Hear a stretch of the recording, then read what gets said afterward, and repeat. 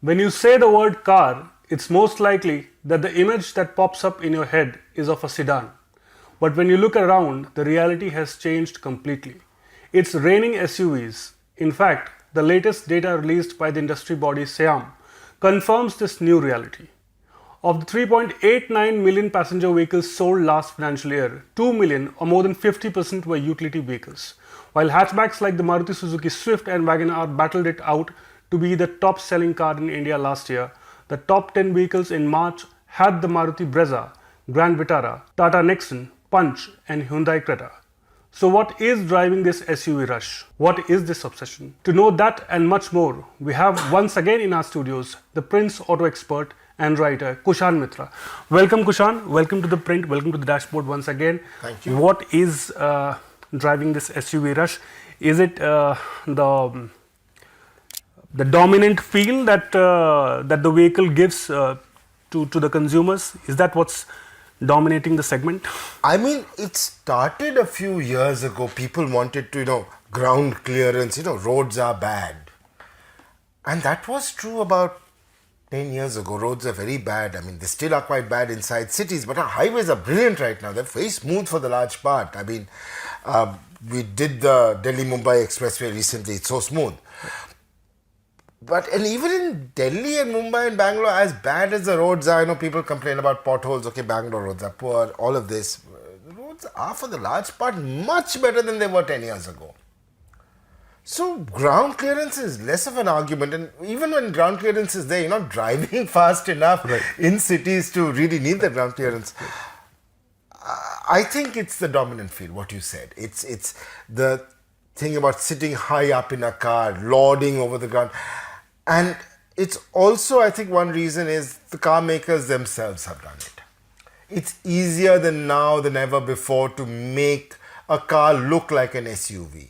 And I won't even call it a proper utility vehicle anymore. They just is the SUV body style. Right. I mean, I was just reading a report. It's slightly old, but according to that report, nearly 40 such launches in last 5 years. Yeah. It seems like a romance that's just not ending. No, I mean, I was just in Goa a week ago driving the Maruti Suzuki Fronx. I mean, the Fronx is a Baleno. It is based on a Baleno platform. But it's like the Baleno and the Grand Vitara had a child. When you look at it from the front, it's got the SUV feel to it.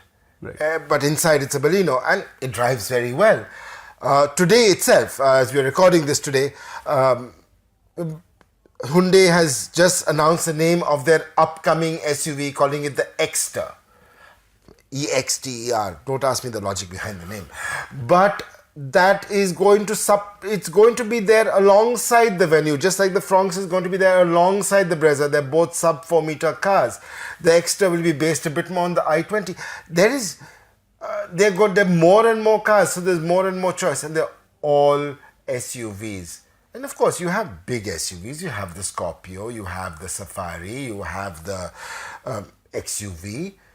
They're all there. People want that. They want the feel of an SUV much more than a sedan. And look at sedans. I mean, sedans, when the Verna was launched, it was announced that sedans are now just 11% of the segment of the car market in India. Right. But that's one side of the story. One segment is growing. Means the other is shrinking, and which is hatchbacks and premium hatchbacks. So do you think there is something that that these segments are not delivering, which is sort of propelling the customer, the buyer, to the higher segment, and that's something that the car makers are reading very fine, and they are also delivering, as I mentioned, the numbers, 40 launches in 5 years in that SUV category. But there are very, very few premium hatchbacks available. In fact, there's only right now the Hyundai i20 and the Maruti Suzuki Baleno. The Baleno is doing very well. And so is the i20. The i20 is quite an expensive car. I mean, the top end variants of the i20 are 13 to 14 lakhs almost. You buy the i20 N line. Not that much, but it's still a bit cheaper than the Venue. Right. But the Venue is outselling the i20. And Hyundai is quite happy. They doesn't make a huge difference to them because they're still making money. But the consumer obviously prefers having SUV. That's why the Exter. That is why Hyundai is saying, should we launch a better hatchback or should we launch another SUV? We launch another SUV. Everybody's doing it. So even Citroen in a couple of weeks' time, they're launching the C3 Aircross, which is going to be SUV. Right.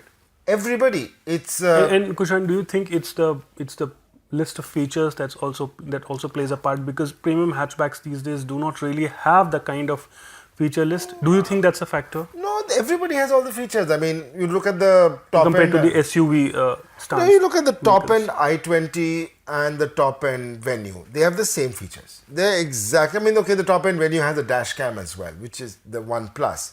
But you look at the Fronx and the Baleno, they are more or less the same features. The only feature that the Fronx has is that it has a wireless charger, which the Baleno but I think the new Balenos next year, model year, will have that as well. So I don't think it's a feature thing. It's also a consumer preference. Right. Consumers who earlier wanted to buy a hatchback or a sedan, and people are moving out of hatchbacks also because I think affordability has improved. Right. I mean, so if I'm just like nobody's buying an Alto or a Kwid anymore, they're buying the Swift or the Wagoner. When you're buying entry-level hatchback, you're not buying the basic one. You're buying a Tiago or something, or the Marutis. Right. Similarly, you are, you're going up from them. And if you're even going up, you may not be buying a Swift and Wagoner. You say, okay, I want a Punch, or I want Fronx now, or a Brezza. I want something more. The Fronx will slot in terms of price below the Brezza. So it's easier for the manufacturer to also make these cars because the platform is easier.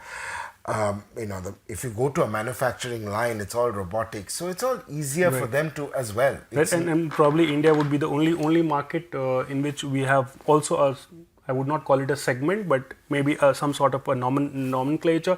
Like Maruti calls its Espresso as micro SUV.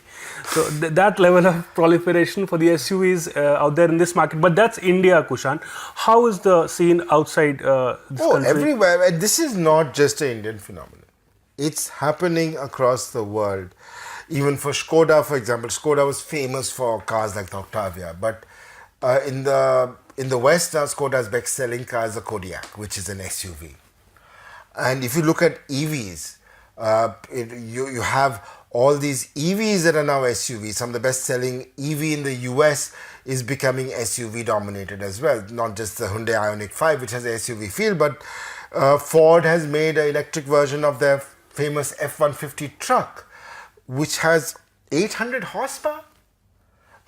Lucid, Rivian, all the new age car makers, even Tesla, the Tesla Model X, with its strange doors and everything, you can get 1,000 horsepower version of the Tesla Model X. So you have a SUV which is overpowered.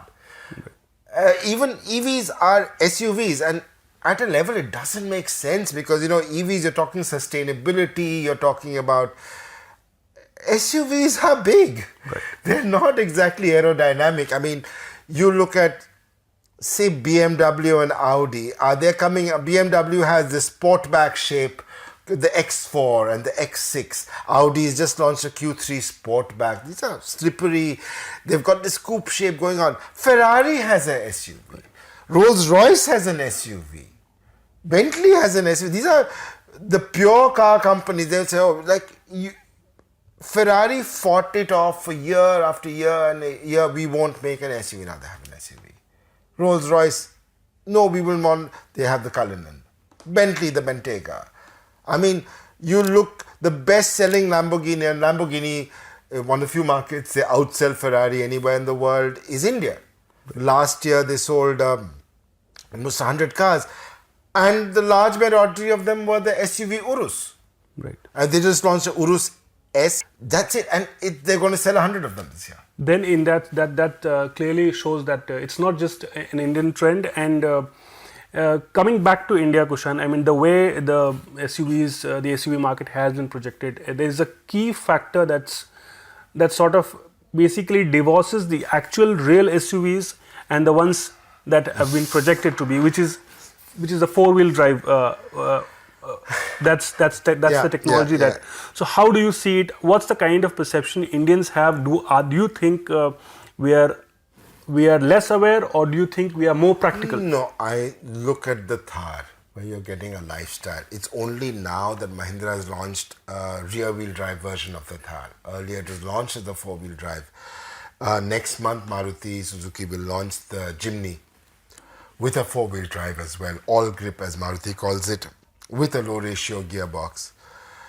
But most of the SUVs sold, or the SUV body style that is sold, I don't think they will see a rough patch of road or off-road ever in their life. They will probably just, if you're in Delhi, you'll probably go to some parts of Okhla or industrial area, or if you'll complain about potholes in Mumbai or in Bangalore.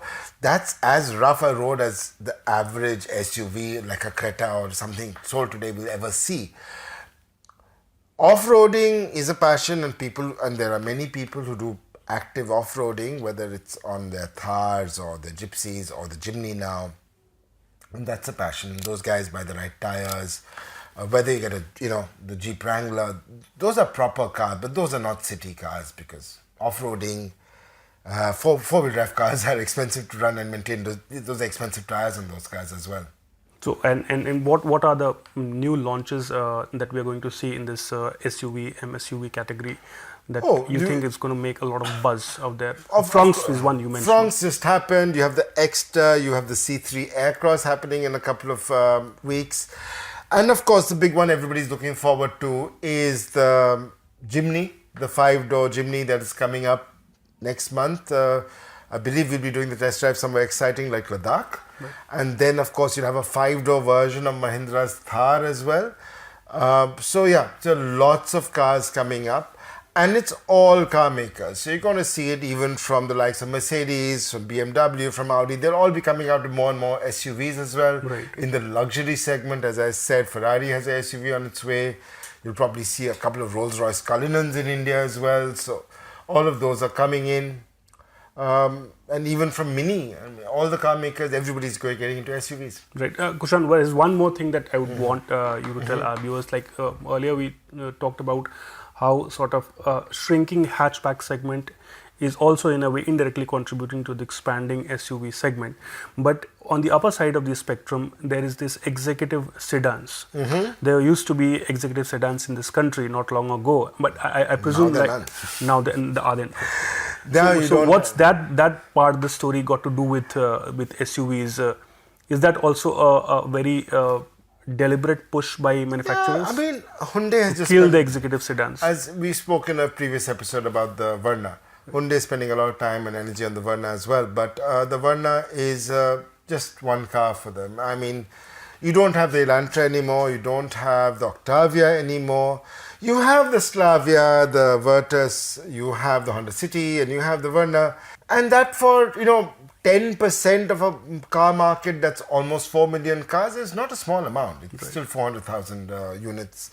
But they'll do well. They'll all get their, Hyundai is expecting to sell about 100,000 Vernas this year. They'll manage. Honda will sell 100. But even Honda's talking about an SUV now, because they're saying sedans are good, but if you want to make volumes, you have to have an SUV. And in the segment above that, you don't have the Octavia anymore. You just have the Camry Hybrid. There's no Civic. And if you want sedans, you have to really go to the luxury brands like BMW and Mercedes. That segment is surviving. So Mercedes will tell you that their two best sellers are the C-Class and the E-Class, which are sedans. They're doing very well in SUVs though. There's no mistake that Mercedes does very well in SUVs. BMW is getting the new X1, which they think will be a bestseller for them.